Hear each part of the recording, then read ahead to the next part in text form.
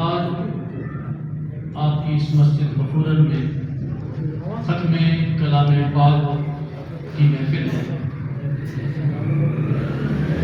ایک میں آپ کو بات بتا دوں کہ دنیا میں انسان کو زندہ رہنے کے لیے کچھ ایسے کام کرنے پڑتے ہیں کہ اس کے جانے کے بعد بھی دنیا اس کو یاد رکھے۔ اور بات یہ ہے کہ یہ کوئی دکھاوے والی بات نہیں ہے، بلکہ یہ سنت رسول ہے، رسول کی سنت مبارکہ، صحابہ کرام کی سنت مبارکہ، اور اسلام کے تمام تر لیڈرز وہ کسی شعبے میں بھی انہوں نے کام کیا ہے، انہوں نے اس انداز سے کام کیا ہے کہ لوگ ان کے جانے کے بعد بھی ان کو خوب خوب یاد کرتے ہیں۔ مسجد غفورن یہ غالباً 1960 میں، یہ 1960 میں ایک چھوٹی سی مسجد کی یاد ابتدا کی گئی تھی، اور مرحوم چودھری محمد رمضان صاحب، اللہ ان کو جوار رحمت میں جگہ عطا فرمائے، انہوں نے یہ بسم اللہ کی تھی۔ پھر ان کی اس یاد کو ہمیشہ ہمیشہ کے لیے چلانے خدا چلاتا ہے، لیکن انسانوں کی وساطت سے چلتی ہے۔ ہمیشہ ہمیشہ کے لیے چلانے کے لیے ان کی اولاد کو اللہ نے یہ جوہر، یہ ہمت، یہ جرت اور یہ استقامت عطا کی کہ آج تک وہ اپنے والد کی اس خوبصورت یاد کے ساتھ لگے ہوئے۔ چودھری اعجاز صاحب جو بھرپور خدمت کرتے ہیں اس مسجد کی، یاسر بھائی، چودھری افتخار صاحب اور ان کے تمام تر متعلقین کو، ارسلان بابو، ان کے تمام تر فیملی کو میں اس مسجد کے ساتھ اس طرح اٹیچ رہنے پر مبارکباد پیش کرتا ہوں۔ لوگ بھول جاتے ہیں، لوگ ان چیزوں سے جان چھڑا دیتے ہیں، کوئی ایک آدھ ہوتا ہے جو ایسا کام کر جاتا ہے، آنے والی نسلیں بھول جاتی ہیں، مگر یہ اس فیملی کا کمال ہے کہ انہوں نے نسل در نسل اس کو یاد کر رکھا ہے۔ آج ایک اور چیز بڑی خوبصورت میرے سامنے آئی ہے، حسن بیٹا کدھر؟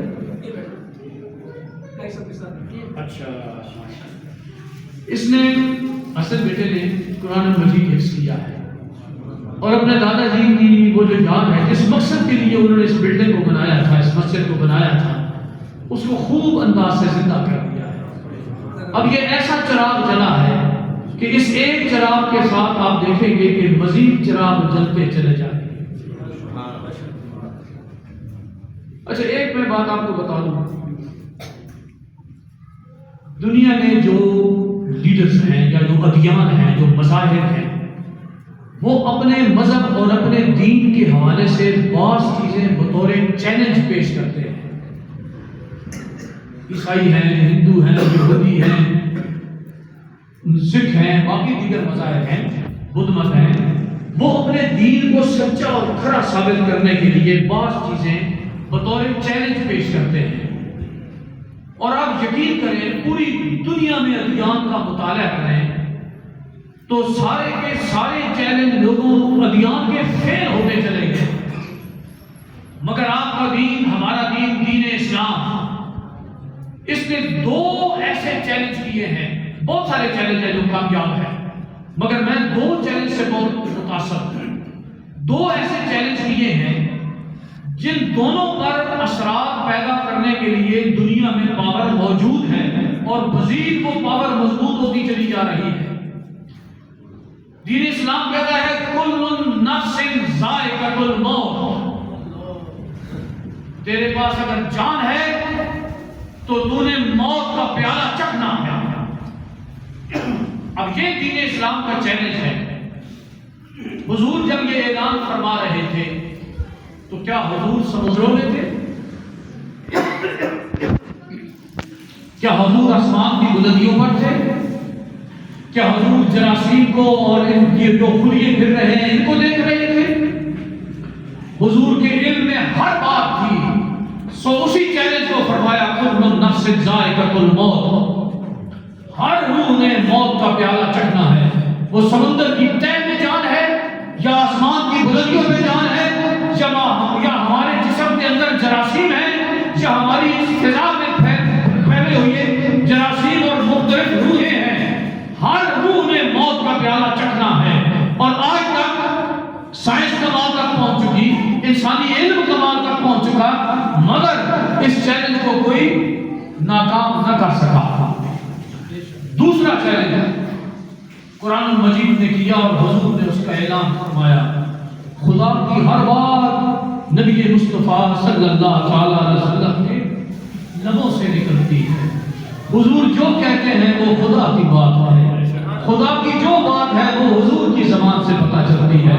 ہمیں کیا خبر خدا کے گھر ہے، ہمیں کیا پتا خدا کہاں ہے. حضور نے فرمایا وہ خدا ہے، بس وہ خدا ہے. ہم نے کہا جی حضور وہ خدا ہے. اگر حضور کہہ دیتے یہ بت تمہارا خدا ہے، لوگ کہتے جی حضور یہ بت ہمارا خدا ہے.